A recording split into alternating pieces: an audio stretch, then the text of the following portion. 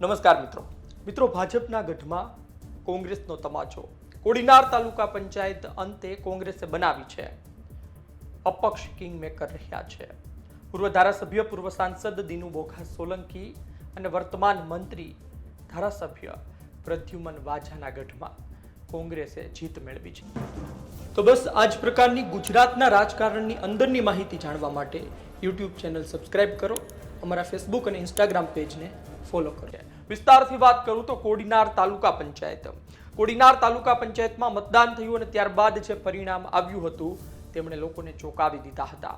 એ કોડીનાર તાલુકા પંચાયત કે જ્યાંથી શિક્ષણ મંત્રી આવે છે, એ કોડીનાર તાલુકા પંચાયત કે જ્યાંથી દિગ્ગજ નેતા દિનુ બોઘા સોલંકી આવે છે અને અહીં 12 બેઠક કોંગ્રેસ મેળવે છે। બેશક ભારતીય જનતા પાર્ટીએ પણ બેઠક મેળવી હતી, 11 બેઠક ભાજપે મેળવી હતી, પરંતુ એક બેઠક આગળ કોંગ્રેસ હતું। વાત એ હતી કે ભારતીય જનતા પાર્ટી કાવા દાવા કરશે, સામદામ દંડ ભેદ કરીને ત્યાંના નેતાઓ કંઈ પણ કરીને કોડીનાર તાલુકા પંચાયતમાં જીત મેળવશે, કોડીનાર તાલુકા પંચાયત ભાજપની કરશે। પરંતુ આ વચ્ચે સમાચાર આશ્ચર્યજનક આવ્યા છે। એક બેઠક અપક્ષને ગઈ હતી, દૂરબીનનું નિશાન હતું, અસ્મિતાબેન તેમનું નામ હતું અને તેમના પતિએ જાહેરાત કરી દીધી છે કે તેઓ કોંગ્રેસને સમર્થન આપી રહ્યા છે।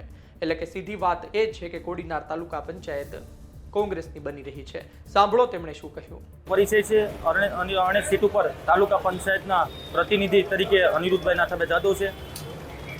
ખાસ કરીને આજે પ્રમુખની ચૂંટણી છે, આપણે કોને ટેકો જાહેર કર્યો? હું કોંગ્રેસ પક્ષને ટેકો જાહેર કરું છું। સમર્થન આપવા પાછળનું કારણ છે? સમર્થન આપવાનું કારણ છે કોડીનાર તાલુકાના લોકોના હિત માટે થઈ અને મેં કોંગ્રેસને સમર્થન આપ્યું છે। તમને કોઈ હોદ્દાની વાત થઈ છે? હા, હોદ્દાની વાત ઉપર આવે તો કારોબારીના ચેરમેન તરીકે હોદ્દાની વાત થઈ છે, એ જ પણ આજે જાહેરાત કરી છે કે કારોબારીના હોદ્દા તરીકે મને આપે છે। ક્યાં પક્ષમાંથી ચૂંટાયા હતા? હું અપક્ષમાંથી ચૂંટાયેલો છું। અરણેજ તાલુકા પંચાયત સીટ ઉપર અપક્ષમાં ચૂંટાયું છે। અપક્ષનો 451 મતથી ચૂંટાઈને આવ્યા છે। તો મારા કાર્યકર્તા અને બધાનો નિર્ણય સાથે મળી અને આ કોડીનારના હિત માટે આપે સાંભળ્યું શું કહેવામાં આવ્યું। તમે જુઓ, જે વિસ્તાર છે, વિસ્તારથી આવતા નેતા મંત્રીજી ખૂબ જ શિક્ષિત છે।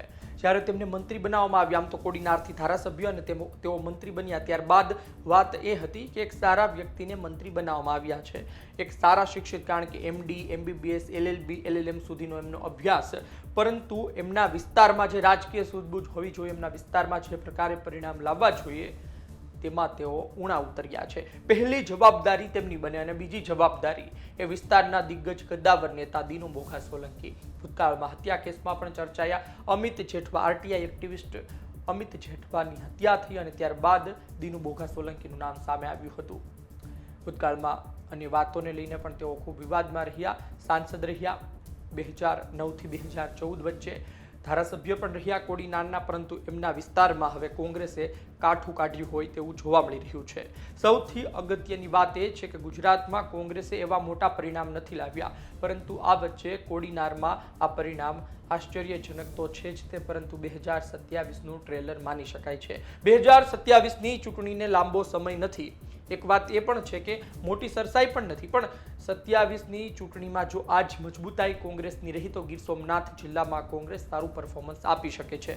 જે રીતે એક સમયે કોંગ્રેસ અમરેલીમાં મજબૂત હતી, જૂનાગઢમાં મજબૂત હતી, સુરેન્દ્રનગરમાં મજબૂત હતી, ગીર સોમનાથમાં મજબૂત હતી, 2017ના પરિણામ બાદ એ પરિણામ ફરી કોંગ્રેસે લાવવું હોય તો આ મજબૂતાઈ જાળવી રાખવી પડશે। આપનું શું માનવું છે કોમેન્ટ બોક્સમાં લખજો। આપ શું વિચારો છો? સૌથી અગત્યની વાત એ છે કે શું ભાજપના જ નેતાઓ નડ્યા છે? કારણ કે ભાજપની વિરુદ્ધમાં પરિણામ આવે ત્યારે સાથે એ પરિણામ પણ આવતા હોય છે, સમાચાર પણ સામે આવતા હોય છે કે ભાજપના કેટલાય લોકો નારાજ હતા અને તેમણે પણ કોંગ્રેસને કહ્યું છે કે વધારો તમારો પન્નો, અમને કોઈ મુશ્કેલી નથી, અને પડદા પાછળ મદદ પણ કરી હોય છે। આપનું શું માનવું છે કોમેન્ટ બોક્સમાં લખજો। આપે વિસ્તારના છો તો લખજો કે કોંગ્રેસ ખરા અર્થમાં આ મજબૂતાઈ 2027 સુધી ટકાવી રાખી શકે છે કે નહીં, આજની તારીખે કોણ મજબૂત છે અને આ દિગ્ગજોના ગઢમાં ગાબડું કઈ રીતે પડ્યું। ધન્યવાદ।